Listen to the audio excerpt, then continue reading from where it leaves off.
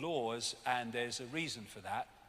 Because a symbol, like everything else, is just an information field carrying the information that it represents. Going to give you a number of examples as we go along here about this. And so, a symbol, we see it as a symbol, yeah, but that's the hologram. That's in the hologram. It's actually a vibrating information field, which enters the eyes. But it enters the eyes without fanfare. I can be looking at a symbol, I might not even know I'm looking at a symbol. I might be subconsciously looking at a symbol because it's just in my eye line and I'm not aware of it. But I'm taking in on a subconscious level that information field. But I don't know I am. Whereas, when you're getting communication to the ear, it's still a vibrating information field, what we call sound. But if it's within the audio range of the ear, you know you're receiving it, unless it's below threshold, subliminal. So the greatest way of getting information into the mind, into the brain, into the subconscious to influence perception is through the eyes, because you don't take it in. It's almost entirely subconscious. Look at that figure right at the start of the day, 11 million sensations a second, and the brain takes 40. But the subconscious takes the freaking lot, that's the point. And so symbols, the information in symbols, is a gateway to the subconscious mind, which eventually filters through to the conscious mind and starts to influence actions. And when you focus on a symbol, you are, through entrainment, syncing your energetic field with what the symbol represents. Doesn't matter if you have a misguided idea of what you think it represents. What it actually represents dictates the frequency, and therefore when you sync with it, there will be an energetic connection through the symbol to that which it represents, because the frequencies are the same. So when you're focused on that, that's taking you into a certain low vibrational frequency. I mean, like I said, a symbol of a religion. Energy flows where attention goes. So if you can get people involved in rituals or anything that involves symbols and you put their attention on it, you are connecting them energetically, frequency-wise, to what that represents. And, you know, sportsmen will say that when there's a big crowd and they're all on their side, willing them to win, they get energy from them. Why? Because the focus of the crowd on who they want to win makes an energetic connection with the person, and they start to feed more energy from the crowd. But it goes the other way too. When massive crowds focus on the symbols of this archontic force, whether it's personification or literal symbols, they're making the energetic connection, and their energy can be trawled because there is a frequency connection. And when you have these massive, massive rituals with unbelievable numbers of people, they're trawling energy. Go to a football match with a massively powerful atmosphere, and the hairs on the back of your neck stand up. Why? Because of the electromagnetic field generated by the crowd. That electromagnetic field en masse is what these people trawl. When you go to like Mecca and they're focusing on this, and we'll come to what that is shortly, what that represents is creating a frequency connection through what that represents to what that actually is. When they focus on Mecca, they're focusing on that Kaaba cube, and there are consequences energetically for that. When you have a satanic stage show and the crowd, the kids are focused on it, what it's doing is locking them into that frequency. Entrainment. So there's so many ways that we are fed off in that way. And symbols is a massive way. Of course, the eye is a universal symbol of this network. There you see the eye on the necklace of the mysteries. It goes way, way back. In banking and politics, in church, in state, you see it. This is thousands of years old, found in Ecuador. And there is the eye and the 13 levels of the pyramid. And under ultraviolet light, that even shines the illuminated eye. And that's what you find on the dollar bill. It's one of the major symbols of this archontic network. And there's 13 levels, exactly as in Ecuador thousands of years ago. There it is in Freemasonry, because you'll find it in Satanism, you'll find it in Freemasonry, you'll find it in banking, you'll find it in politics, because they all ultimately are worshipping the same gods. That's MI5. There it is again, the security agencies. MI6, again, the pyramidal shape. This is a church. I think it's in Poland. And here we go, old twerper's back. There you go, have a twerp. Stage show, there it is, classic. And these are locking people in. There's Madonna. What's the chances of this? Katy Perry, Angelina Jolie, Lady Gaga, CBS, Jay-Z. Unbelievable. What's the chances of Chancellor Merkel doing that every time? That's bloody ludicrous. It's not even a natural thing to do. And then you look, I mean, this is unbelievable, this. Animated bloody cartoons and stuff. This pyramid and all-seeing eyes frickin' everywhere. I'm not going to go through them all because, of time, but every one of the shots that you're going to see has got that in it. Look at them. All over the bloody place. And this is feeding something into the subconscious of those who watch, overwhelmingly kids. The programming starts subconsciously from the earliest age. The Olympics in 2012, the one-eyed man, the eye. Here you had the Monsters, Inc. The central character had a single eye, and the monsters were feeding off the energy of children. It was their sustenance. And then you have this is unbelievable again, the number of personalities who get photographed covering one frickin' eye up in some form. I mean, look at it. And there's hundreds more. And most of them won't know. Another great symbol of this archontic network in all its forms is the flame or the lighted torch.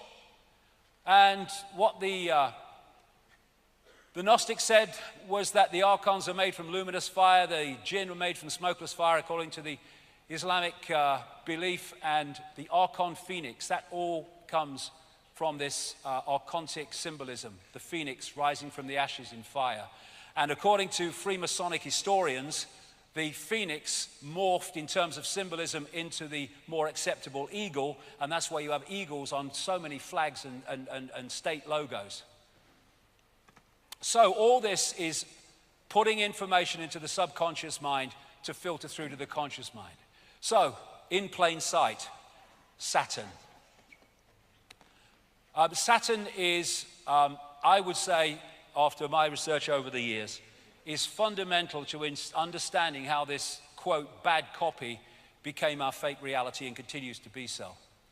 First of all, Saturn was widely worshipped in the ancient world. Question, why would it be when we can hardly frickin' see it, never mind what the ancients could do? Well, there's a story about why.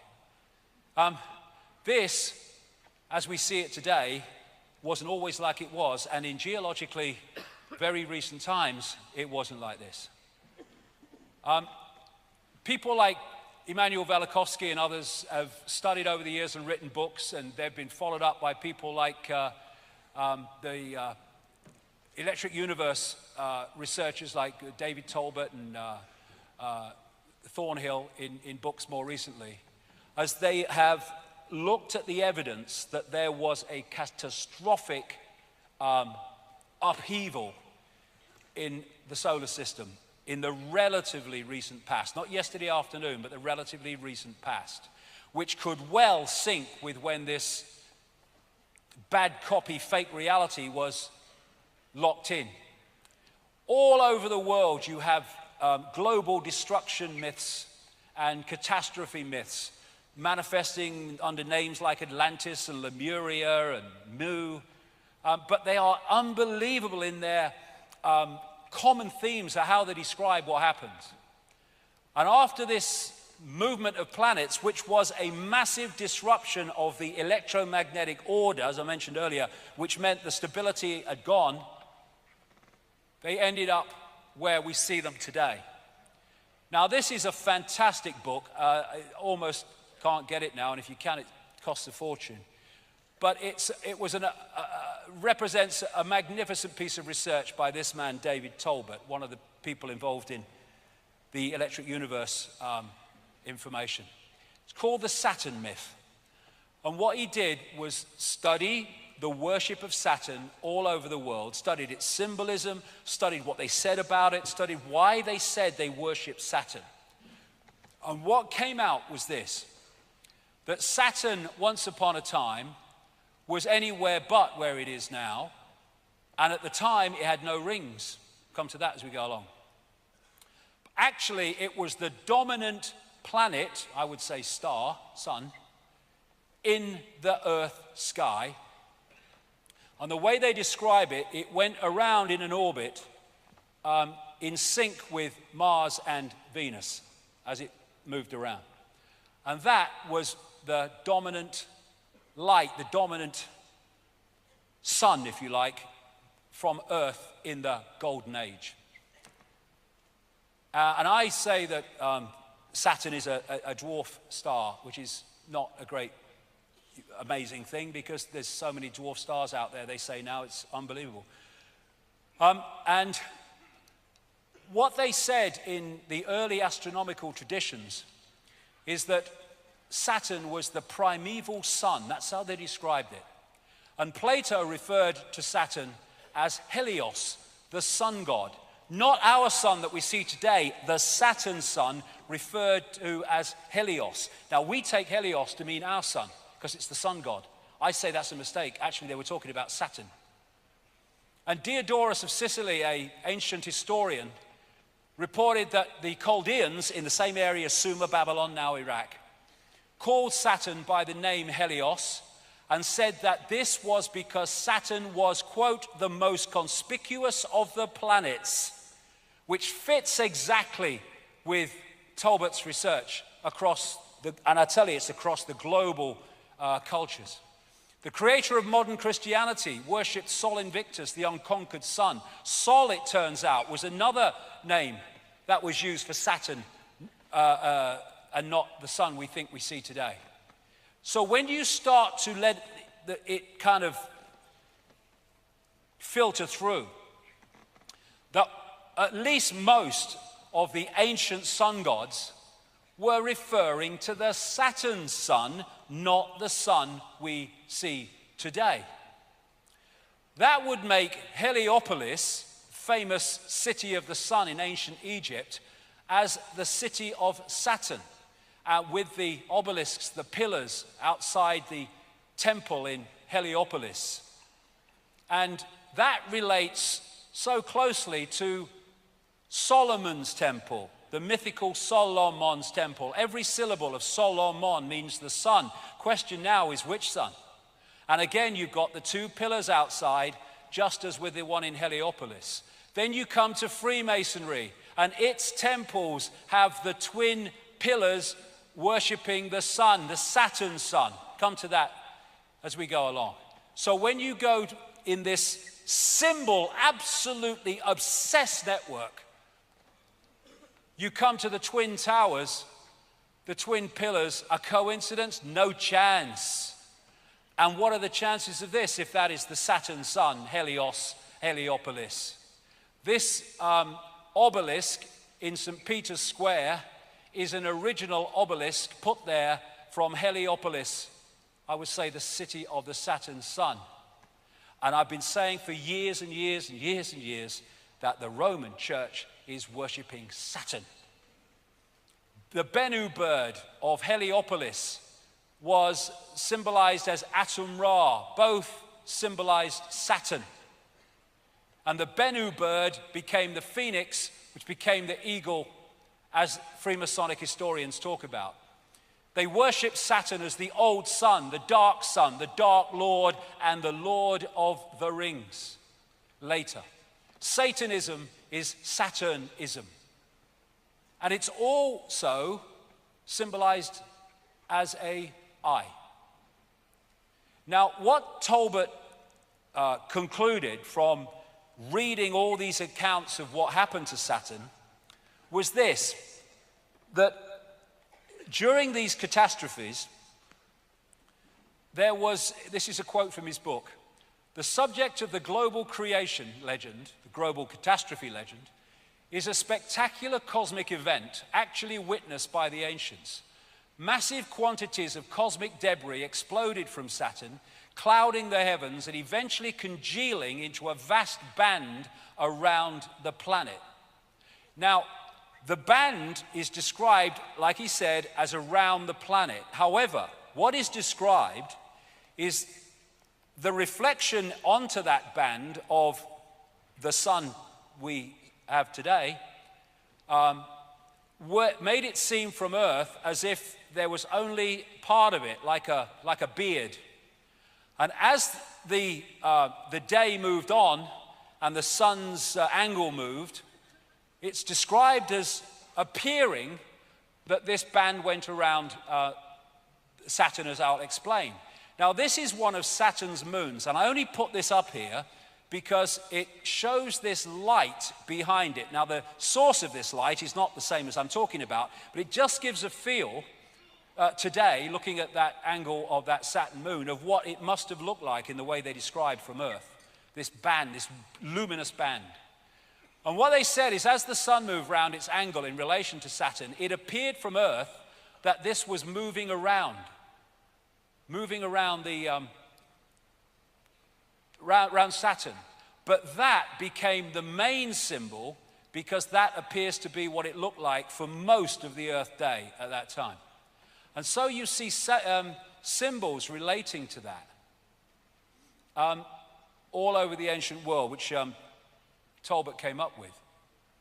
Let's just go further forward here, I'll come to something else. There's loads of them with the band and the disk Saturn. Loads of them like this, with symbolizes the horns with the planet, the sun in the middle of it.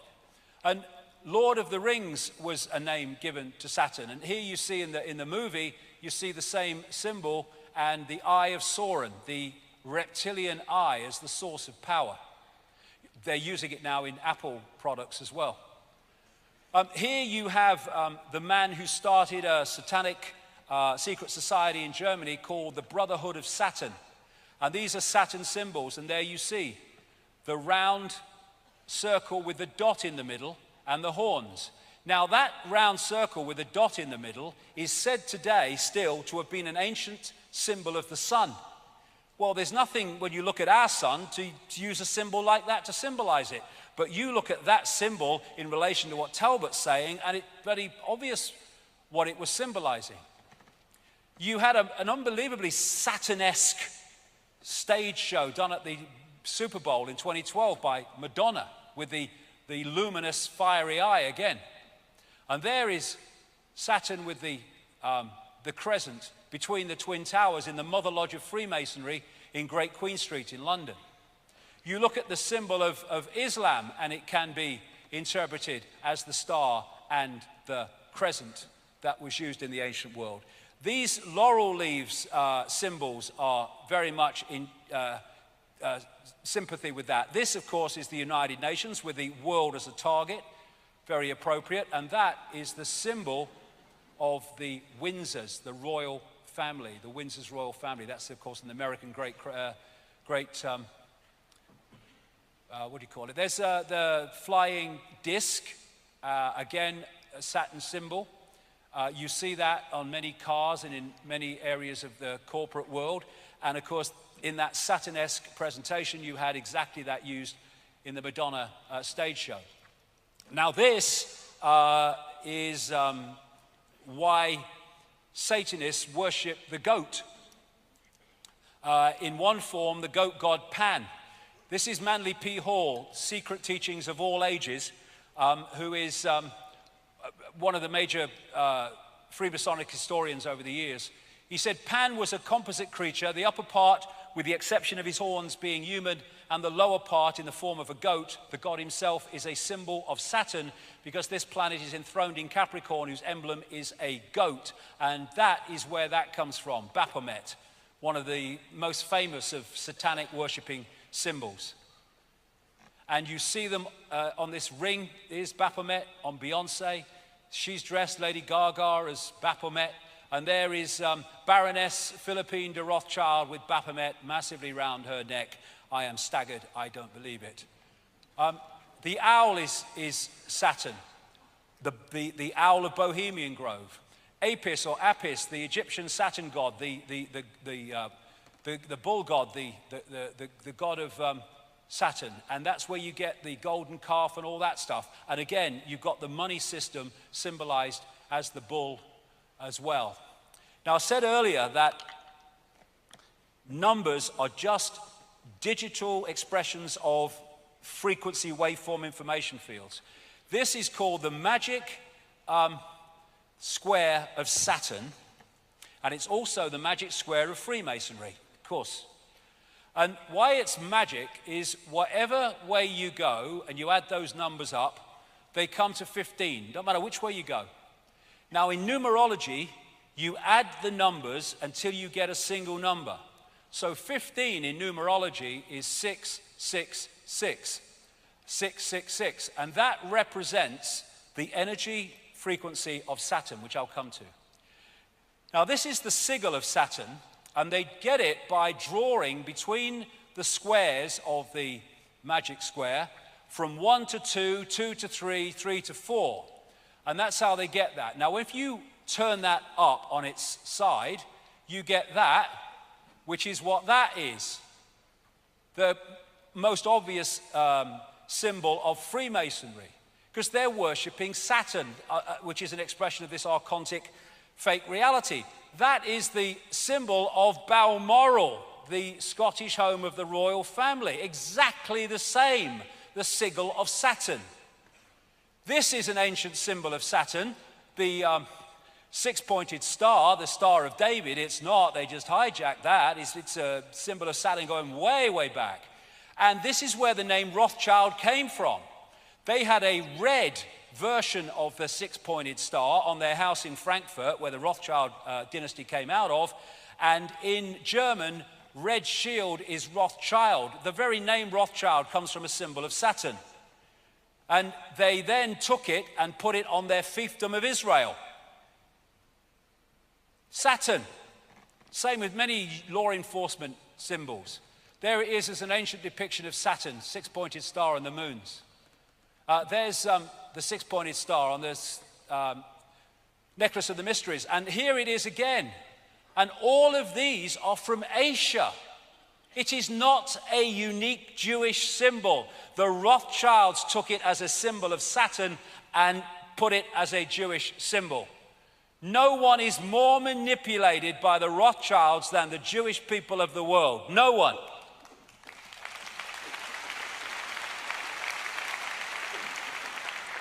And here you have it in Christianity, the six-pointed star, and the ex-pope. And there it is between the pillars in the Mother Lodge of Freemasonry in Great Queen Street in London. It's all Saturn. They're all pissing in the same pot, all of them. Now, another ancient symbol of Saturn is the black cube, which you see all over the place. And this is interesting. We're going to get in now into how this matrix actually works. This is a permanent hexagon storm in the North Pole of Saturn. It's 2 Earths wide, and it's going all the time, and it rotates exactly in sync with Saturn's radio emissions. And in geometry, the hexagon is also the six-pointed star, and is also the cube.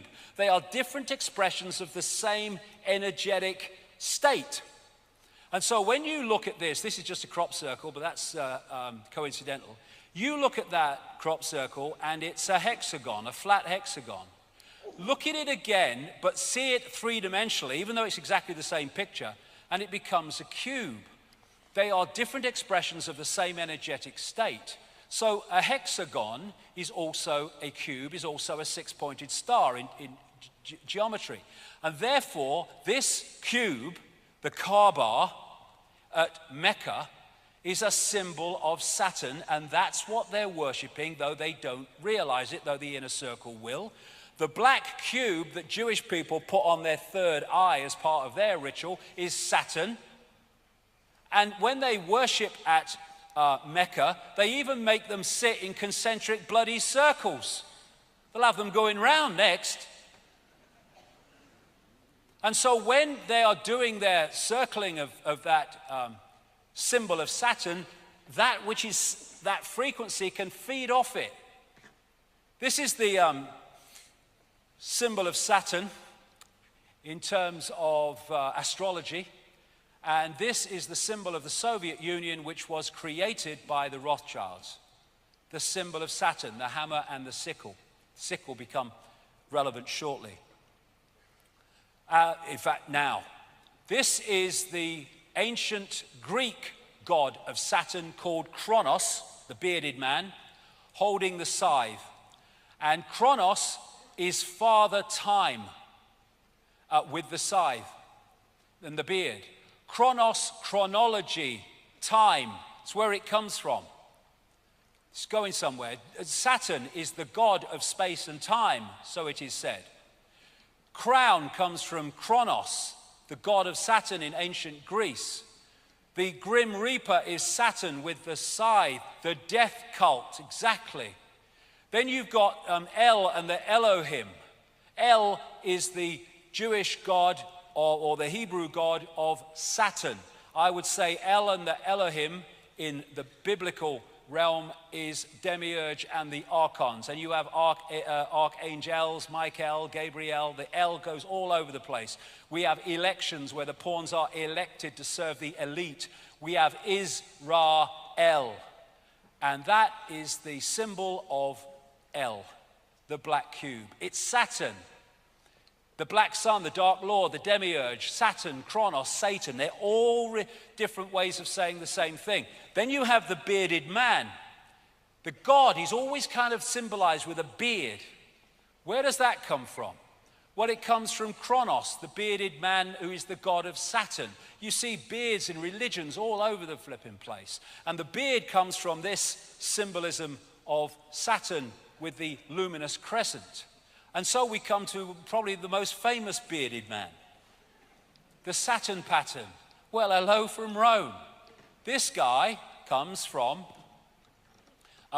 Rome and the worship of Saturn. This is Fritz Springmeier, a very accomplished researcher into all this. Saturn is an important key to understanding the long heritage this conspiracy has back to antiquity. The city of Rome was originally known as Saturnia, or the city of Saturn. The Roman Catholic Church retains much of the Saturn worship, hence Heliopolis obelisk, in its ritual. Saturn also relates to Lucifer in various occult dictionaries. Saturn is associated with evil. And Saturnalia, the 5th century Roman writer Theodosius said that Saturnalia, which was in Rome running up to our Christmas, was to mark the time when Saturn suddenly disappeared, which fits with that catastrophe story that Talbot talks about. So Saturnalia, that is the ruins of the temple of Saturn in Rome today, is actually Christmas. They decorated trees, they gave presents to each other, they used holly, same thing. And Santa is an anagram of Satan, Saturnalia, it's Kronos, the Saturn god.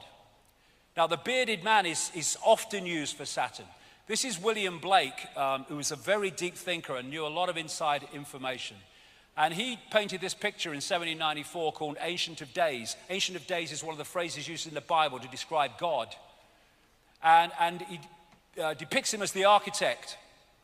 This is on the GE building in Rockefeller Plaza in New York. Again, the Ancient of Days, which I say is the demiurge Saturn, the architect.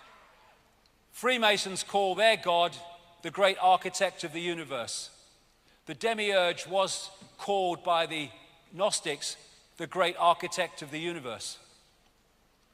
And in the Matrix, we had the architect creating the fake reality, the bearded man.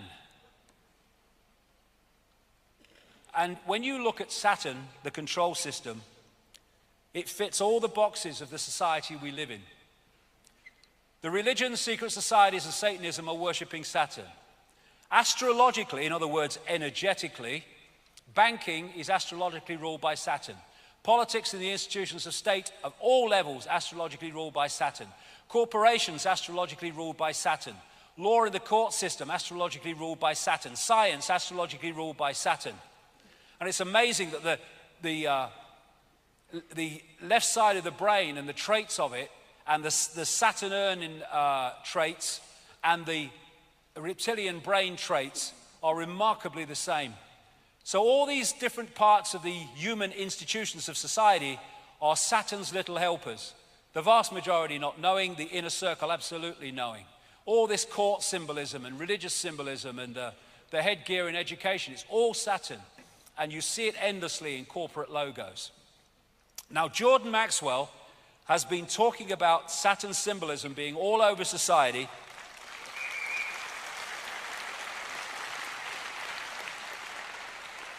for decades and decades and decades and decades. My question is, why? Why is Saturn symbolism everywhere? Why is it worshipped by all these people? There has to be a reason. Well, I think this is the reason after what I put together. The Saturn-Moon matrix. The Gnostics said of the archons, they make something appear to happen that does not actually happen. They can induce virtual reality experience.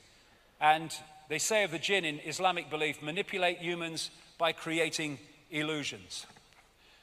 I went into this subway station in New York a few years ago and saw this painted on the floor, and I thought, that's extraordinary. You had the eye and the ring, Saturn, and over the world was this broadcast system, basically. And it started a train of perception and research. And again, we go back, you know, do we live in a simulation? What is the archon illusion that's given us this fake reality compared with the one that was before? What is making us decode a different reality now to the one we did before? And it seems to me that Saturn is fundamentally part of this fake matrix that we call the world, and that part of what it does is act as a firewall from the original reality so we don't decode it, just like they do in China to stop people getting great tracts of the internet. Interestingly, the Gnostics say the outermost planetary sphere or archon of the matrix, I say, was Saturn. Beyond that was Leviathan, a snake swallowing its own tail called the Ouroboros. Souls had to pass through this to reach paradise. There was another esoteric concept called the ring pass not. And this is a point where while you remain in the illusion of duality, you can't progress beyond it, called the Ouroboros, the snake swallowing its tail. And there on that Saturn symbol, you see the Ouroboros in the Mother Lodge of Freemasonry, exactly what the Gnostics described. And within that reality is what we call time, the great controlling mechanism, Chronos, and Saturn, the god of time and space. Now, coming from Saturn is a particular frequency, and it's the frequency that's making that storm at the North Pole. And this is Saturn, which is recorded by NASA.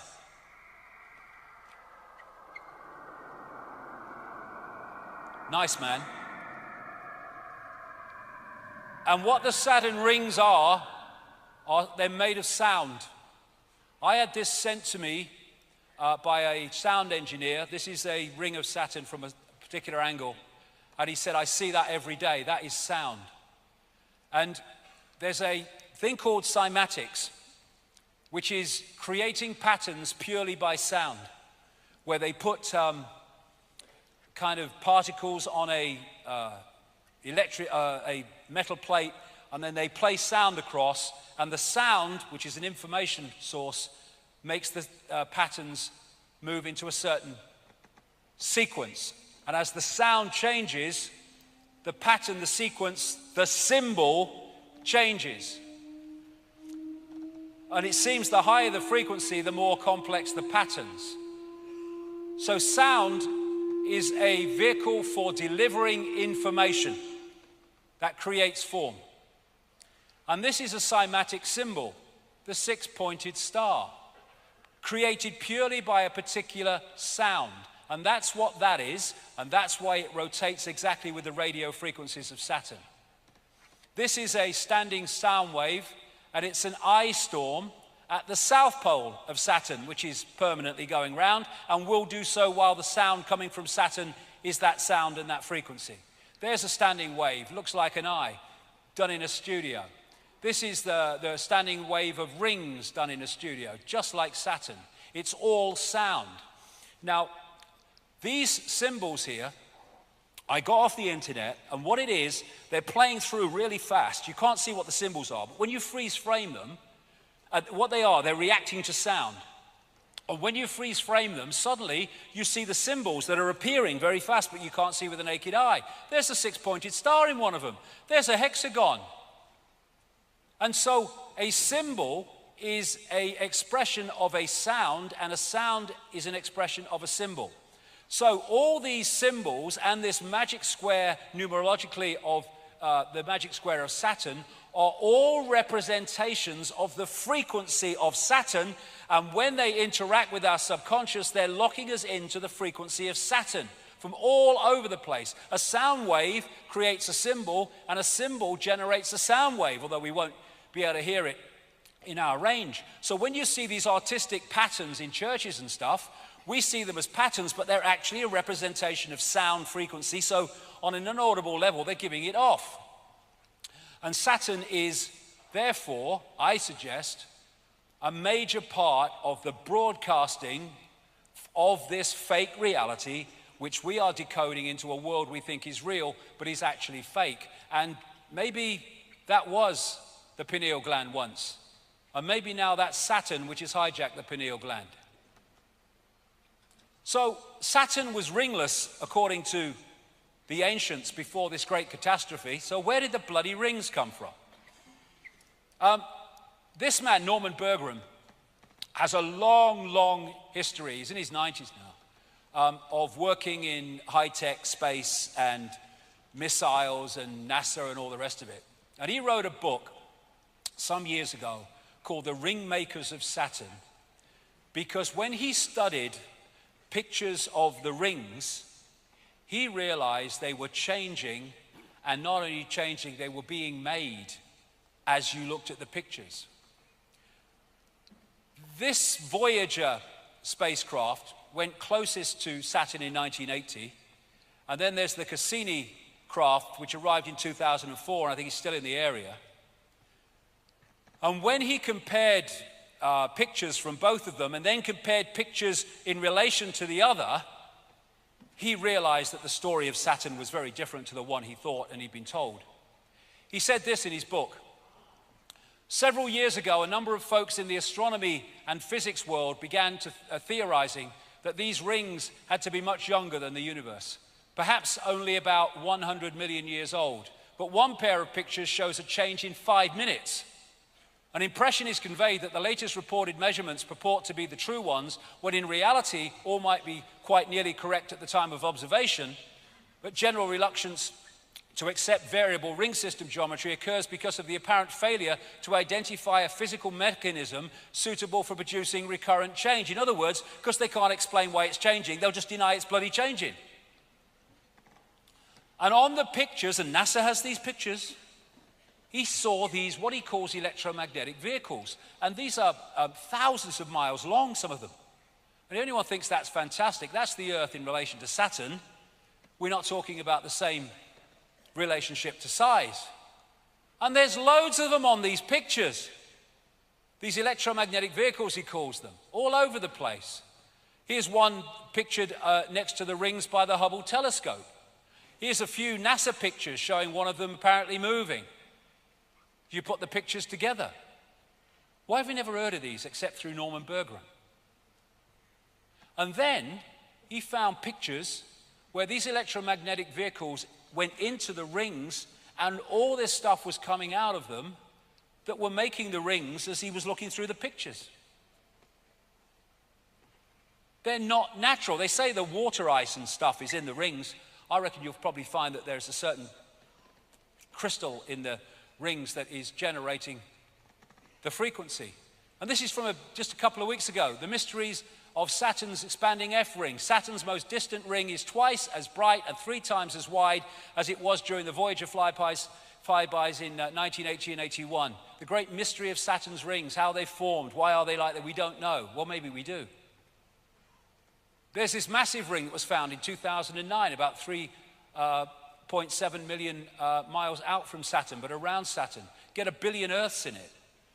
And I'm suggesting that actually that broadcast comes across to us. The Saturn matrix is a band of frequency which we are tuned to, and we think it's real.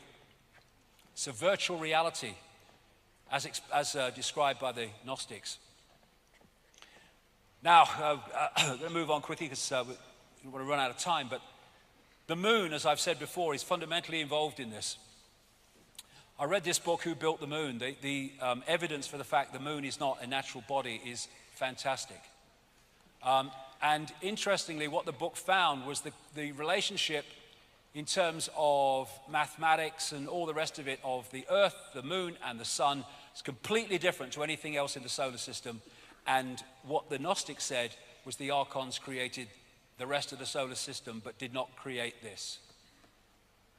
The maths involved in the Earth, Moon, Sun system is nothing less than staggering. They've been put together with the accuracy of the proverbial Swiss watchmaker, the book said. That's why the moon is about the same size as the sun, almost exactly at the time of an eclipse. And the moon is perfectly placed, said this BBC documentary, to sustain life, but that's pure luck, a cosmic coincidence. I don't think it is. We never see the other side of the moon. We only see one side of it. And they say in the book, the moon is bigger than it should be, apparently older than it should be, and much lighter than in mass than it should be. It occupies an unlikely orbit and is so extraordinary that all existing explanations for its presence are fraught with difficulties, and none of them could be considered remotely watertight. They've got no idea. They first of all had the whack theory, something like a Mars-type planet whacked into the Earth and bits became the moon. That didn't work out. They had the double whack theory where it came back and had another go, and so they go on. And these scientists saying here, the best explanation for the moon is observational error. The moon doesn't exist because it shouldn't if it's natural. It seems easier to explain the non-existence of the moon than its existence. And they've smacked the moon a number of times with massive explosions and impacts. And what's come from that is the evidence says the moon is actually hollow. This is NASA scientist, again, Gordon MacDonald. It would seem that the moon is more like a hollow than a homogeneous sphere. This man from MIT said the lunar orbiter experiments had vastly improved knowledge of the moon's gravitational field and indicated a frightening possibility that the moon might be hollow. The moon is inside out, said this scientist. And as Carl Sagan said, a natural satellite cannot be a hollow object. These scientists from the Soviet Academy of Sciences, I talked about this at length in my books, wrote a major article in 1970 suggesting very strongly, with considerable evidence, that the moon was actually a construct. And people like Ken Johnson, who've worked for NASA on photographs from the moon, he's come out and said actually there are non-natural phenomena all over the moon, including bases, things you can't explain that are not natural. And there are towers which have been smudged out, some of them not very badly. What the heck is that on the moon? Here's a close-up of it. I mean, what's that? That's not natural. So where did it come from? Who put it there? This is called blue gem, or the blue circle, which it kind of shines electric blue. It was seen as a light from the 1700s by astronomers. Now we can see what it is, 29 miles in diameter. What the bloody hell is it? No one can say. And in so many ways, the moon appears to be something akin to the Death Star moon in the Star Wars films. And indeed, 2 moons of Saturn look remarkably like the Death Star moon. And it, as I've put it together over the years, is like an amplifier of the Saturn broadcasts, which are then fired at the Earth with far greater power and thus influence on our reality. And if you put that there, it kind of gives an indication of what I'm saying. Now, talked about that Charney project and what came out from it. Long after I've been talking like this about the moon and its influence on our reality, this article came out, and in part of what was said in it, it talked about the moon. They said this entity that they connected through a computer system with said the moon is not a natural heavenly body. Life was better for humans before the moon came. Moon forces control time and manipulate the mood of humans. The moon is there to control the Earth's mood, emotion, and a big calm would come over the Earth without the moon. There would be only little storms, not big storms. The old race, Archons, captured the moon from space and located it next to the Earth. That is said to have happened by many, many ancient cultures. People and animals without the moon would become calm and peaceful, and anxiety and fear would dramatically decline. The oceans would be much calmer, heavy thunderstorms and lightning would be rare, and the climate would be balanced with no extreme heat or cold. Telepathic interdimensional communication would become widespread, and people would be able to see new colors, higher frequencies in an enhanced color spectrum. And that fits with the fact that this frequency, this matrix, is suppressing human expansion of awareness, keeping us in the box. There would be major changes. This really left field, this one. There would be major changes to the human respiratory system as blood and breathing chemistry changed. Those born after the moon's demise would be able to hold their breath underwater for hours at a time. The Saturn-Moon matrix. That's the reality we think is the world, the one that is locking us in to this round and round and round free society. Go to work, work, buy, consume, die. Work, buy, consume, die. That's the matrix that's playing us.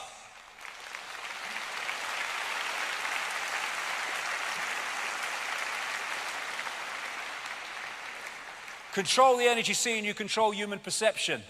We are in a band of frequency. A band of frequency is the matrix, a band of frequency of information. We are blinded by the light. We look at light and we think light is like luminous. But that's just the decoded expression of an energetic frequency field that we call light. And when they talk about God saying, "Let there be light" in the Old Testament, I would suggest that's far more likely this demiurge, fake God in this Genesis description, building the matrix. Let there be light. The speed of light in the walls of the matrix. Beyond that is beyond its walls of suppression. So people are within the matrix thinking it's the world going round and round and round, being played like a violin while they think they're playing the instrument. And like a prisoner in a pitch black cell, we may never be able to see the walls of our prison.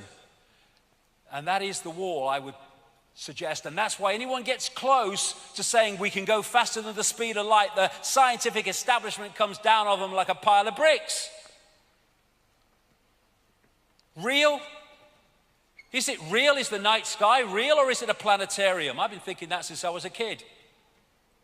Well, for a start, it only exists in that form in our heads, so quite easily can be just a construct rather than what we call natural. The archontic architects of our fake reality. And so this scene from the Matrix movie is absolutely perfect if you had two words. The Saturn-Moon matrix is everywhere. It is all around us, even now in this very room. You can see it when you look out your window or you turn on your television. You can feel it when you go to work, when you go to church, when you pay your taxes. It is the world that has been pulled over your eyes to blind you from the truth. What truth? that you are a slave, Neo. Like everyone else, you were born into bondage, born into a prison that you cannot smell or taste or touch, a prison for your mind.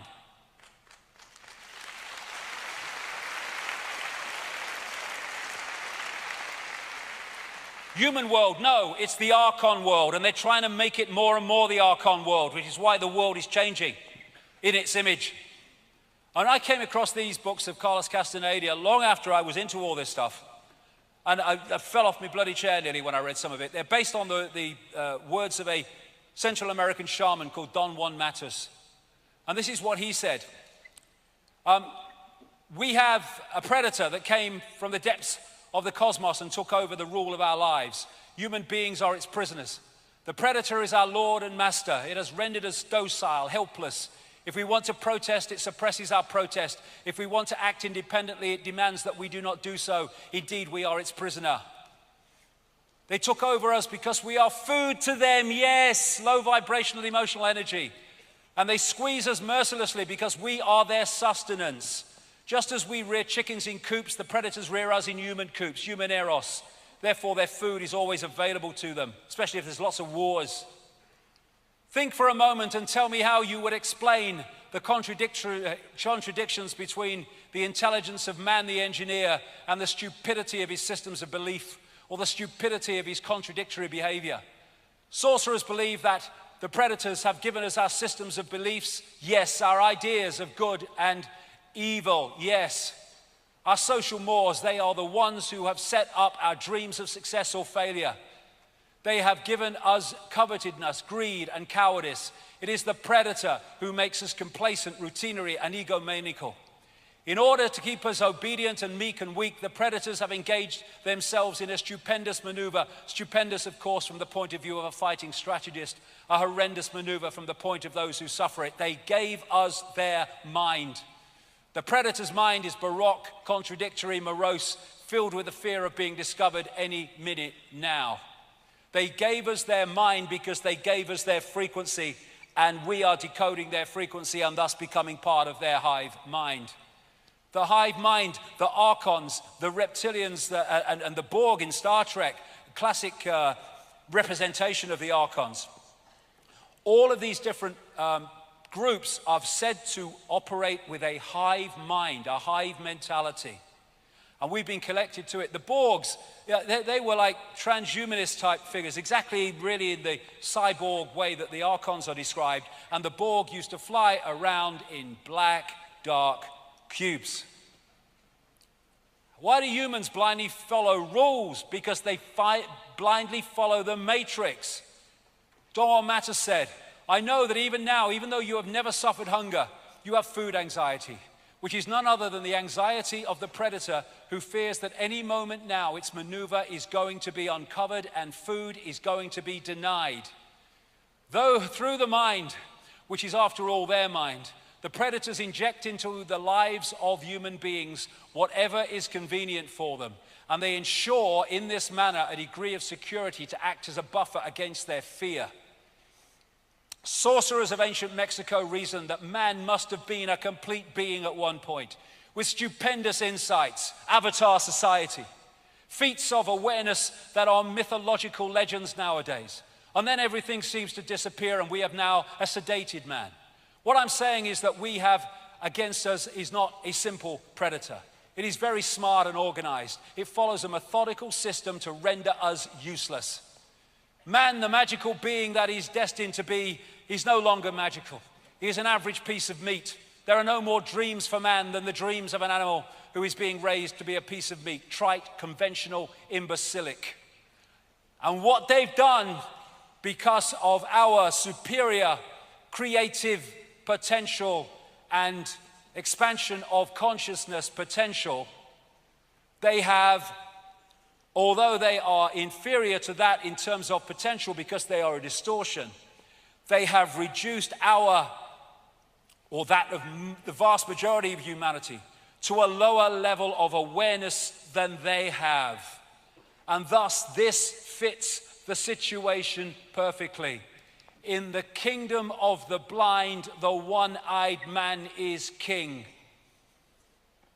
We are the blind. The archons are the one-eyed king.